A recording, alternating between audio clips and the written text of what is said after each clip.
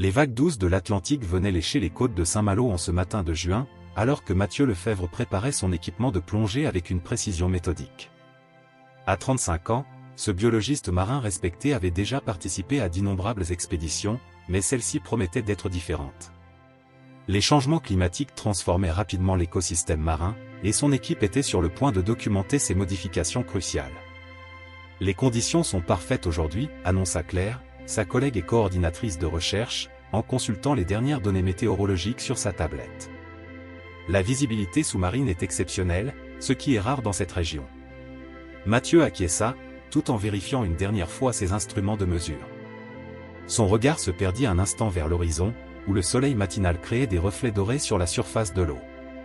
Quelque chose dans l'air semblait différent ce jour-là, comme si l'océan lui-même retenait son souffle, attendant de révéler ses secrets. L'équipe de recherche s'activait autour de lui sur le pont du navire océanographique, le Nautilus. Les équipements sophistiqués s'empilaient méthodiquement, caméras sous-marines haute définition, sondes de température, instruments d'analyse de la qualité de l'eau. Tout était prêt pour cette mission qui visait à étudier l'impact du réchauffement climatique sur la migration des baleines minques. « Tu as vérifié les coordonnées GPS du site d'observation ?» demanda Mathieu à Sophie, une jeune stagiaire enthousiaste qui participait à sa première mission d'envergure. « Oui, nous sommes exactement sur le point prévu. Les dernières observations indiquent une activité intense des baleines dans ce secteur depuis une semaine. » Alors qu'il enfilait sa combinaison de plongée, Mathieu ne pouvait s'empêcher de ressentir cette excitation familière qui précédait chaque immersion. Après 15 ans de carrière, l'océan continuait de le fasciner, de le surprendre, de lui enseigner l'humilité. Chaque plongée était une nouvelle page blanche, une opportunité de découvrir un autre aspect de ce monde mystérieux qui recouvre la majorité de notre planète. Communication radio testée et fonctionnelle, annonça Pierre, le responsable de la sécurité, en ajustant le matériel de Mathieu. Tu auras 2 heures d'autonomie avec ces bouteilles. N'oublie pas le protocole de remontée progressive. Le soleil était maintenant plus haut dans le ciel, et la mer semblait l'inviter à plonger dans ses profondeurs. Mathieu fit un dernier signe à son équipe avant de basculer en arrière, créant une gerbe d'écume. L'eau l'enveloppa immédiatement, fraîche et accueillante, comme une vieille amie qui l'attendait. Les premiers mètres de descente furent comme toujours un moment de transition, où son corps et son esprit s'adaptaient à ce changement d'environnement. Les rayons du soleil pénétraient l'eau en faisceaux lumineux, créant un spectacle hypnotique. Des bancs de petits poissons argentés tournoyaient autour de lui, leurs écailles scintillant dans la lumière matinale. C'est alors qu'il la vit pour la première fois. Une ombre massive qui se déplaçait avec une grâce déconcertante pour sa taille. Une baleine minque, mais son comportement était différent de tout ce qu'il avait pu observer auparavant. Elle ne semblait pas effrayée par sa présence, bien au contraire. Elle s'approcha lentement, ses mouvements empreints d'une curiosité presque humaine. La baleine minque continuait de s'approcher de Mathieu avec une assurance tranquille qui le fascinait. Ses yeux, d'un noir profond et brillant, semblaient l'étudier avec une intelligence troublante. Le biologiste avait déjà observé ces magnifiques créatures auparavant, mais jamais d'aussi près, et jamais dans ces circonstances si particulières. Le cétacé commença à nager en cercle autour de lui, maintenant une distance respectueuse mais constante. Mathieu remarqua des détails qu'il n'avait jamais pu observer auparavant, les petites cicatrices qui parsemaient sa peau, témoins silencieux des années passées dans l'océan, et les minuscules organismes qui vivaient en symbiose sur son corps massif. Comportement inhabituel détecté, murmura-t-il dans son micro, sachant que l'équipe à la surface enregistrait chacune de ses observations. Le spécimen semble manifester un intérêt particulier pour ma présence. Aucun signe d'agressivité, mais une curiosité prononcée. Alors qu'il sortait sa caméra sous-marine pour documenter cette rencontre extraordinaire, la baleine fit quelque chose d'encore plus surprenant. Elle se positionna délibérément entre lui et une zone plus profonde qu'il s'apprêtait à explorer. Chaque fois qu'il tentait de se diriger vers ces eaux plus sombres, elle ajustait sa position pour lui bloquer le passage. « C'est incroyable », continua-t-il dans son micro. « Elle semble vouloir me guider, ou plutôt me restreindre à une zone spécifique. Je n'ai jamais observé un tel comportement directif chez une baleine minque. » Les minutes passaient, et Mathieu était tellement absorbé par cette interaction qu'il en oubliait presque ses objectifs initiaux de recherche. Il prenait des photos et des vidéos en continu, sachant que ces images seraient précieuses pour comprendre ce comportement inhabituel. Soudain, une vibration grave traversa l'eau. C'était à peine perceptible au début, mais elle gagnait en intensité. La baleine sembla immédiatement réagir, son corps massif se tendant légèrement. Les petits poissons qui nageaient paisiblement autour d'eux quelques secondes auparavant se dispersèrent en un éclair, comme avertis d'un danger imminent. « Je perçois des vibrations anormales », rapporta Mathieu, sentant son rythme cardiaque s'accélérer légèrement. La faune locale montre des signes évidents de stress. La baleine s'approcha encore plus près de lui, son comportement devenant plus protecteur. Elle se mit à effectuer des mouvements plus rapides, plus nerveux, tout en maintenant sa position entre Mathieu et la source des vibrations. Le biologiste commençait à comprendre que quelque chose d'inhabituel se préparait dans les profondeurs. C'est alors qu'une nouvelle silhouette émergea de l'obscurité. Longue, élégante et menaçante, elle se déplaçait avec une fluidité hypnotique. Un requin bleu, l'un des prédateurs les plus communs de l'Atlantique, venait d'apparaître dans leur champ de vision. La réaction de la baleine fut immédiate et stupéfiante. Au lieu de s'éloigner comme l'aurait fait normalement un cétacé face à un prédateur, elle se plaça résolument entre Mathieu et le nouveau venu, son corps massif formant un bouclier vivant. Le message était clair, elle le protégeait. Le requin bleu commença sa danse mortelle, décrivant des cercles de plus en plus serrés autour d'eux. Ses mouvements fluides et calculés trahissaient des années d'évolution perfectionnée pour la chasse. Mathieu observait la scène avec un mélange de fascination et d'appréhension, conscient que son équipement de plongée limitait considérablement sa mobilité. « Situation critique », chuchota-t-il dans son micro, s'efforçant de garder une voix calme. « Un requin bleu nous a repérés. La baleine adopte un comportement défensif inhabituel. Elle semble me protéger. » À la surface, l'équipe devait être en effervescence, mais Mathieu ne pouvait se permettre la moindre distraction. Chaque seconde comptait, chaque mouvement devait être précis. Le requin continuait son manège, testant les défenses de la baleine, cherchant une faille dans sa garde protectrice. La baleine mingue démontrait une intelligence et une coordination stupéfiantes.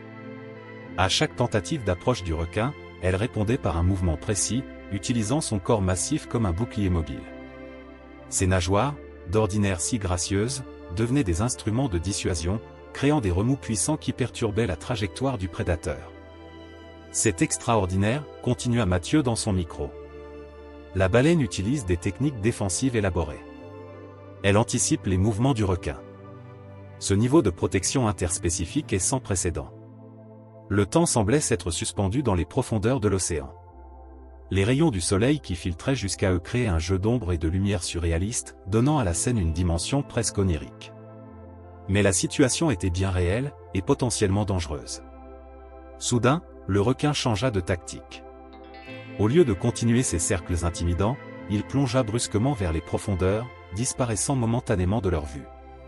La baleine se tendit immédiatement, ses muscles puissants prêts à réagir. Mathieu sentit son cœur s'accélérer, sachant que les requins utilisaient souvent cette technique pour surprendre leur proie par en dessous. L'attaque survint avec la rapidité de l'éclair. Le requin jaillit des profondeurs, ses mâchoires prêtes à frapper. Mais la baleine avait anticipé. Dans un mouvement d'une précision chirurgicale, elle pivota sur elle-même, utilisant sa nageoire caudale comme un bouclier naturel. Le choc fut brutal, envoyant des ondes de percussion à travers l'eau. Mathieu vérifia rapidement son manomètre, la moitié de sa réserve d'oxygène était déjà consommée. Il devait prendre une décision. Rester plus longtemps serait dangereux, mais cette observation était d'une valeur scientifique inestimable. La baleine semblait comprendre son dilemme. Elle commença à le guider doucement vers des eaux moins profondes, tout en maintenant sa garde contre le requin qui, bien que sonné par le coup, n'avait pas abandonné. L'océan autour d'eux était devenu étrangement silencieux. Les bancs de poissons avaient disparu, fuyant la confrontation. Seuls restaient les trois protagonistes de ce drame sous-marin, le plongeur, son protecteur inattendu, et leur adversaire déterminé. La tension dans l'eau était palpable alors que le requin, après s'être remis du choc, reprenait sa position d'attaque. Mathieu observait avec fascination le comportement de la baleine qui, loin de montrer des signes de fatigue, semblait redoubler de vigilance.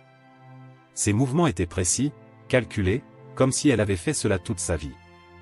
La baleine manifeste un niveau de cognition sociale avancé, murmura-t-il dans son micro, tout en surveillant son niveau d'oxygène.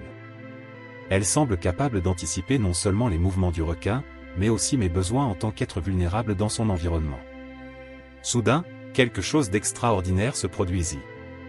La baleine émit une série de sons, des clics et des sifflements modulés qui résonnèrent dans l'eau.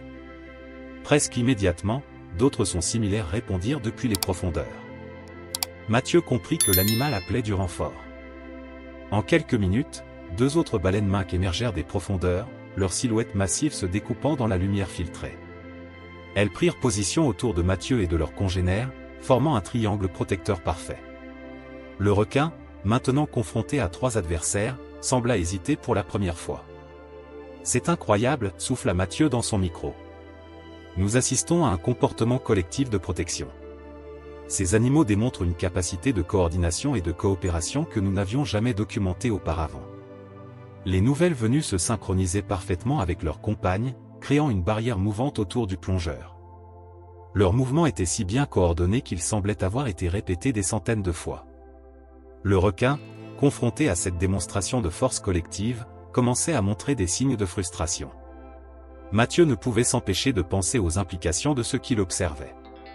Ces créatures ne se contentaient pas de réagir instinctivement, elles faisaient preuve d'une intelligence sociale sophistiquée, d'une empathie interspécifique qui remettait en question tout ce que la science pensait savoir sur leur comportement.